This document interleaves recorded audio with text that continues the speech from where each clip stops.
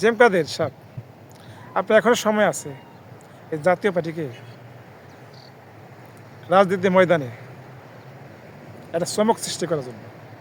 সেই চমকটা কি জানেন? এখনো সময় আছে। মনে কষ্ট, আঘাত কর্মীরা অনেক দিছে, মামলা করছে, আপনার নামে কেস করছে, অনেক আপনার গালাগালি করছে। এখনও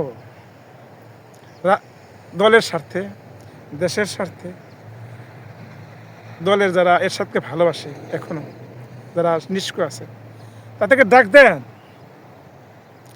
এক বট গাছের ছায়ার নিচে সব মানুষ নিয়ে আসেন। দেখবেন ঢাকা শহরে আপনারা জনসভা করতে দেন না, তারপর দিনেই আপনি জনসভা করতে পারবেন। কারণ মানুষ না থাকলে, শক্তি না থাকলে তাকে কেউ মূল্যায়ন করে না। এখন সব দলে কিন্তু এই নির্বাচন অংশ করছে। এখনও এই শেখ হাসিনার অবৈধভাবে কত প্রকার লাগাইছে, দাগ লাগাইছে, যে ফেসিবাদী নানান ধরনের কথা বলছে। এখনও এই শেখ হাসিনার আমলের নির্বাচন কিন্তু এখনও বিএনপি 2টা মেয়র এখনও নতুন করে যুক্ত হয়েছে, কিন্তু তাদের কিন্তু দোষ নাই।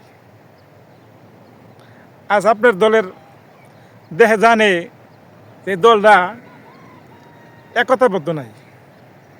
এই দলের উপরে যতই চাপ সৃষ্টি করি সোজা হয়ে দাঁড়াইতে পারবে না। সেই জন্য আপনার উপরে এরকম চাপ সৃষ্টি করে। যদি যখন শেখ হাসিনা চলে গেল, তখন যদি আপনি এত মাথার ব্রেন থাকতো, এত কিছু বুঝতেন, তাহলে কী করতে জানেন?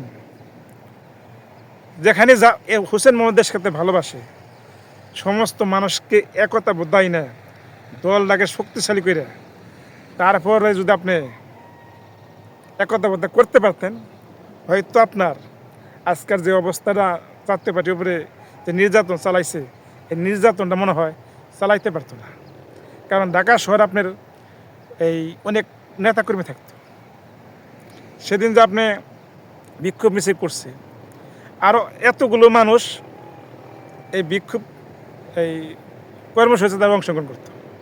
এই ঢাকা শহরে যে নেতাকর্মীরে আপনি বসে করছেন এই দলের স্বার্থে, আপনার স্বার্থে না তো, আপনার ভবিষ্যতে আপনি ক্ষমতা যাওয়ার সিঁড়ি হয়ে পারতেন। এখন আপনি মনে মনে ভাবেন যে এরা থাকলে বুঝি কি আমার দলের চেয়ার ডেকে ছুটে দেয়নি। আপনার ভুল ধারণা। আপনার মাথায় এখনো ওই চেয়ারের বুথটা ছুটে নাই। আপনার ধারণা বুঝেন বড় বড় নেতারা যদি থাকলে যদি আমার চেয়ার ছুটে যায়। আপনি এগুলো মাথায় না এনে দলকে ভালোবাসেন, দেশকে ভালোবাসেন, নিজের স্বার্থ না দেখিয়ে, চেয়ারের লোভ লালসা না দেখিয়ে আপনি দেশের জন্য কিছু করেন, দেখবেন ইতিহাসে আপনার হাতে নাম থাকবে, দলের মধ্যে আপনার নাম থাকবে।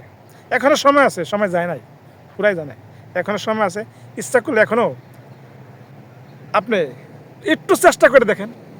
এই আমরা যে কথাগুলো বলি, এই কথাগুলো যে একটু মনোযোগ দিয়ে শুনে, একটু বিশ্বাস করে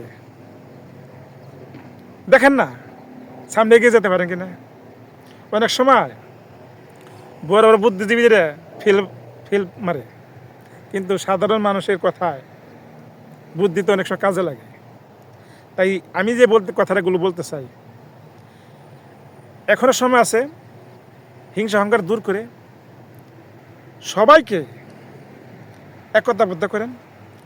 আর যারা কিছু কিছু কথাগুলো তুলছে, তাদের মধ্যে বলেন যে আসলে তো দলে বিশৃঙ্খলা সৃষ্টি করলে দল থেকে তো শাস্তিমূলক ব্যবস্থা করতে হবে। কোন সিস্টেমে, কী কারণে, কোন পর্যায়ে নেতারে দল থেকে বহিষ্কার করা হবে, এগুলো একটা এই পার্টির যে গণতন্ত্র আছে, এই গণতন্ত্র অনুযায়ী এটা যুক্ত করেন যে এইভাবে সিস্টেম করলে এই অপরাধ করে তাকে দল থেকে বহিষ্কার করা হবে। তখন সবাই একতাবদ্ধ থাকবে, তখন বুঝবে না এই করলে এই কারণে আমার দল থেকে বহিষ্কার করা হবে। সবাই স্বাক্ষর নেন, যারাই এখন বলবে যে এই কাজ করলে তোমার এইভাবে শাস্তি দেওয়া হবে, এইভাবে করলে, এই কাজটা করলে দল থেকে বহিষ্কার করা হবে, এগুলো পাট্টা পাট্টা করে আপনি গঠনতন্ত্রে যুক্ত করেন। আর এই গঠনতন্ত্রটা প্রত্যেকটা যারা যারা নেতা করবে তাদের হাতে পৌঁছে দেন। তারা তখন বুঝতে পারবে যে এই কাজগুলি করলে আমার এই দল থেকে বহিষ্কার করা হবে। তখন আদালতে কাজ হবে না, তখন আদালতে কাজ হবে না। আপনারা তো এগুলো করেন না, আপনি ভয় পান যে আমার বুঝি চেয়ার ছুটে যায় কিনা, চেয়ারম্যান ছুটে যাবেন, এটা ভাববেন না। ভালো থাকবেন, সুখে থাকবেন। যাই হোক, অনেক কথা বলছি, কথার মধ্যে যদি ভুল ছুটে থাকে ক্ষমা দেশে দেখবেন। ভালো থাকবেন।